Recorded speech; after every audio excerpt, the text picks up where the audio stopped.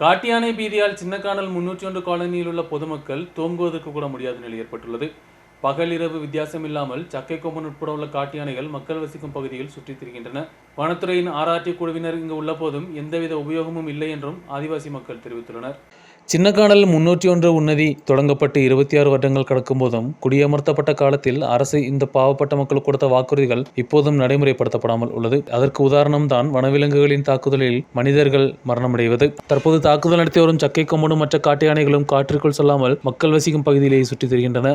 ஆதிவாசி மறுவாழ்வு திட்டம் நடைமுறைப்படுத்தி 25 ஆண்டுகள் கடந்த போதும் வனவிலங்கு தாக்குதலுக்காக ஒரு குழியோ பென்சிங்கோ அமைக்க இதுவரை வனத்துறைக்கு முடியவில்லை. ஆணையரங்கல் அணையில் தண்ணீர் குடிக்க வரும் காட்டு யானைகள் தொடர்ந்து 301 காலனியில் சுற்றித் திரிகின்றன. இரவு பகல் வித்தியாசம் இல்லாமல் யானைகள் இங்கு சுற்றி வரும் நேரத்தில் மக்களுக்கு வெளியே இறங்க முடியாத நிலை ஏற்பட்டதாக இப்பகுதி மக்கள் தெரிவித்துள்ளனர். காட்டு யானைகளை தடை செய்ய வனத்துறை இங்கு நியமித்துள்ள ஆர்ஆர்டி குழுவின் செயல்பாடுகள் ஏமாற்றமாக உள்ளது. காட்டு யானை விரட்ட இவர்களுக்கு தேவையான தடுப்பு வசதிகள் இல்லை. இரவு நேரங்களில் காட்டு யானை இறங்கினால் இவர்களுக்கு உபயோகிப்பதற்கு டார்ச் லைட் கூட இல்லை என்றும் புகார் எழுந்துள்ளது.